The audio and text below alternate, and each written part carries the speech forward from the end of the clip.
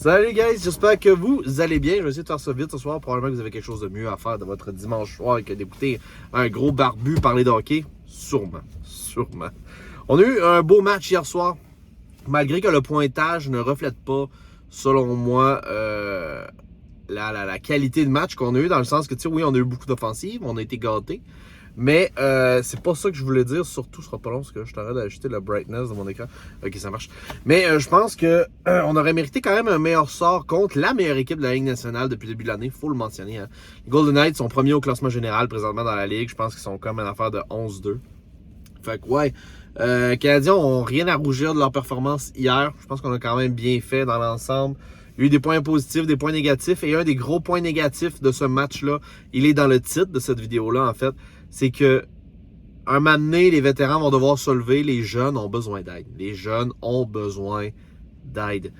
Tu peux pas juste compter sur un premier trio. Même si tout le monde va s'entendre pour dire que c'est la chose la plus agréable à voir depuis le début de la saison. Tu sais, c'est une des raisons pour laquelle, moi, personnellement, j'écoute tous les matchs du Canadien depuis le début de l'année. C'est pas pour regarder les vétérans ou c'est parce que j'ai vraiment, genre, je suis excité à soi à écouter tous les matchs du Canadien, mais je veux absolument tous les voir. Non, c'est qu'il y a basically une ligne qui m'intéresse et que je veux absolument voir jouer.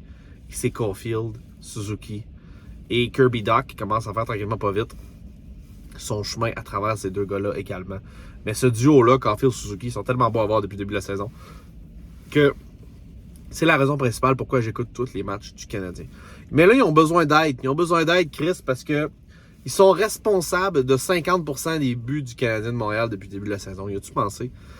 L'offensive du Canadien, elle est menée par seulement 2 hommes. Et c'est 2 hommes en bas de 23 ans, 22 ans. Je me rappelle plus quel âge qu'ils ont, mais je sais qu'ils ont sensiblement la même âge. Je pense que Suzuki a 23, puis genre Caulfield a 22, tu sais. Une affaire de même, ou 21. Et ça vous donne juste une idée à quel point on en met large, on en met lourd sur les épaules de ces gars-là qui sont capables de venir à chaque match produire en plus. Eux, ils livrent la marchandise. En début d'année, là, il n'y en a pas beaucoup, man. Il n'y en a pas beaucoup qui disaient que Suzuki pouvait être un vrai top 1 dans la Ligue nationale. Il y avait beaucoup de monde qui espérait que Caulfield allait avoir la même production. Et puis, tout le monde avait des doutes à savoir si ces deux gars-là pouvaient vraiment, tu sais, poursuivre sur leur élan puis être un premier trio dominant. Et puis, ils ont vraiment fait taire tout le monde depuis le début de la saison. Ils sont là à chaque match. Et puis, si c'est pas d'eux autres, ben, le Canadien ne gagne pas une game cette année. C'est bottom line, c'est ça. Le Canadien ne gagne pas une crise de game cette année si c'est pas de ces deux gars-là. Ils sont responsables de 50% des buts qui sont marqués chez le Canadien de Montréal. Juste 2 gars. As-tu pensé? Juste 2 gars.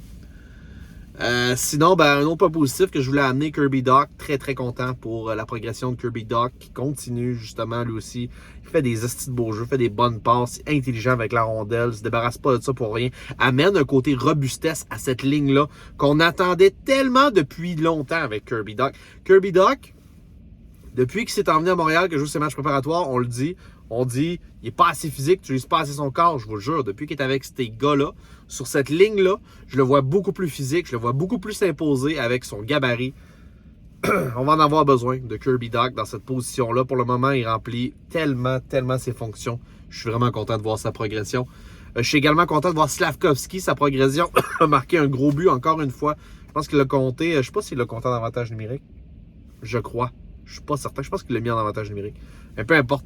Slavkovski, également, gros point positif. Lui, sa progression, elle est lente. Mais elle continue, puis ça va super bien. Manger un esti de tir sur la cheville, à un moment donné, on a eu un petit peu peur. Probablement que sa cheville devait être enflée en esti après la game. Mais bon, pour ceux-là qui jouent au hockey, vous le savez autant que moi, c'est quand tu enlèves tes patins que ça devient terrible. Quand tu l'as, tant que tu l'as, c'est correct. C'est vraiment quand tu enlèves ton patin que ça devient le bordel. OK. Je peux pas passer sur le silence la performance de Allen également. Allen, je crois qu'il méritait, comme je vous dis, un meilleur sort quand même. Parce que si c'était pas de lui, on perdait ce match-là par 10 buts. Là. Sérieusement, il a vraiment été solide. Puis je pense que malgré tout, oui, c'est 6-4. Il aurait pu faire, mettons, 2 arrêts de plus, peut-être, pour être capable d'aller... je sais qu'entre autres, à un moment donné, il y a eu au moins 2 tirs qui a paru pas super fort. Il n'a pas paru le plus hot. Fait que ça nous aurait gardé vraiment dans le match tight. Mais il a fait des arrêts qu'il n'aurait pas dû arrêter. Il a été vraiment solide, là, pour de vrai. Je pense qu'il aurait mérité un meilleur sort dans ce match-là au niveau du pointage, parce que le pointage ne reflète vraiment pas sa performance, croyez-moi. Ensuite, ce que je voulais absolument vous parler, ben c'est ça, hein, les vétérans. Les hosties de vétérans. Il est où Drouin? Là, je vais arrêter de prendre des gants blancs. Là. Il est où Drouin? Il est où le petit bum? Il est où le petit bum? Il est où Drouin? Chris, il est où? Il est pas là. Il est pas là. Il est nulle part. C'est lui. C'est Drouin. Là, je veux pas commencer je veux pas le remettre la cassette. De faire comment il mérite. Nanana. C'est fini. Bottom line, c'est fini à Montréal avec Jonathan Drouin. C'est fini. C'est fini, puis je vais en parler probablement dans une autre vidéo, mais là c'est fini, c'est terminé. Pour moi c'est terminé, il ne mériterait même pas de jouer un autre match dans l'organisation, c'est terminé pour moi, Jonathan Drouin. Pour ce qui est de Mike Hoffman, je réserverai le même sort, ok? Mike Hoffman pour moi c'est quelqu'un qui perd la rondelle pour absolument rien. Je vais en parler ça aussi dans une autre vidéo. Je veux les garder ces gars-là, parce que je pense que j'ai une bonne vidéo à faire avec ça. Mais non, mais les vétérans sont hauts, man. T'sais, mis à part les deux, les deux extrêmes, comme je viens de mentionner, je vois pas de Devorak non plus. T'sais, Devorak a été atteint d'un tir, par exemple, en début de rencontre. Ça a semblé l'avoir ébranlé. Là. mais malgré tout, il a fait 3 buts, puis ça a été tout. Tu auras beau dire ce que tu voudras sur Devorak, puis tu regarderas ses stats, tu vas dire, ah, c'est peut-être pas si pire. Non, c'est terrible, man, parce que ça, il a juste fait ça dans un match. Genre, il a été bon 2 matchs, ça a été fini après, ok? Fait que Devorak, on s'entendait vraiment à plus de lui. Gallagher, s'essouffle un petit peu encore, là, je veux dire, c'est pas encore parfait de son côté. Josh Anderson, t'es où, man, tabarnak? Wake the fuck up, ok? Je sais pas qu'est-ce que tu calisses, mais lui aussi, c'en est un qui est capable de produire offensivement puis d'en donner plus. C'est un vétéran qui devrait se lever à tous les matchs au moins, puis Chris, il se passe à rien non plus. Monahan, ça commence à se refroidir un petit peu aussi. Ah, je sais pas, man. Pitlick en dessous des performances depuis le début de l'année. Bref, c'est pas super, même si je pense qu'il était pas là dans ce match à sa défense. Mais ouais, c'est ça. Les vétérans, wake the fuck up, ok? Il va falloir que vous vous réveillez parce que là, Chris, c'est pas normal que l'offensive est générée à 50% seulement par ta première ligne, qui est 2 jeunes, ok? Dans ton organisation, c'est correct pour Suzuki. Il y a des responsabilités, ça vient avec, capitaine puis tout. Je vais prendre ce côté-là. Il fallait qu'il performe, il fallait qu'il prouve qu'il soit premier. Mais Caulfield, il signe son gros contrat cette année. Vous pouvez dire ce que vous voudrez, mais Caulfield, oui, c'est un marqueur, puis oui, on s'attend de lui à ce qu'il produise. Mais qu'il participe à 50% des buts avec Suzuki, c'est too much. Ça révèle qu'il y a un énorme problème. On peut pas compter sur... On n'est pas capable de miser sur notre deuxième trio pour être capable de nous en donner un l'autre de temps en temps. Troisième trio qui fournit pas pantoute, puis un 4, que tu sais, je veux dire, un 4, c'est pas ça.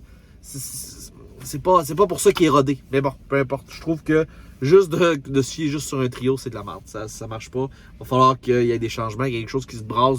Parce que là, nos vétérans, ils dorment au gaz. Ça va pas bien. J'ai trouvé que, parenthèse aussi, ce que je suis déjà rentré à 8 minutes, j'avais dit ça allait être court, je suis désolé. Yoel Edmondson, j'ai trouvé weak. Ce match-là, ça a été le pire défenseur du Canadien pour son 2e match. J'espère qu'il va se reprendre, se ressaisir. A été responsable d'énormément de revirements. Je n'ai pas trouvé fameux, j'espère qu'il va retrouver son beat, parce que le premier match, j'avais trouvé qu'il avait été bon, le deuxième, à Montréal, pas terrible. Je pense que les jeunes ont été meilleurs que lui. J'espère que tu as aimé la vidéo, c'était un update. Je pense que les jeunes ont besoin d'aide, les vétérans vont devoir arriver. C'est un update du dernier match. Le Canadien a perdu 6-4, je le rappelle, contre les Golden Knights de Vegas. Le prochain match est mardi, je ne me rappelle plus contre l'équipe, je pense que c'est à Détroit. Je pense qu'on joue contre les Red Wings de Détroit. C'est ça. Si jamais t'es nouveau, je t'invite à t'abonner. C'est le bouton rouge au bas de l'écran. C'est gratuit, ça fait plaisir. On est une nouvelle chaîne francophone qui parle d'actualité du Canadien de Montréal ou des actualités sur la Ligue nationale de hockey. On est bientôt à 100 abonnés, guys. 6 abonnés de plus. Et je vous garantis, j'amène des nouveautés. J'ai déjà 3 séries en tête que je veux mettre sur ma chaîne. Et puis, vous allez voir, j'ai plein d'affaires cool qui vont s'en venir.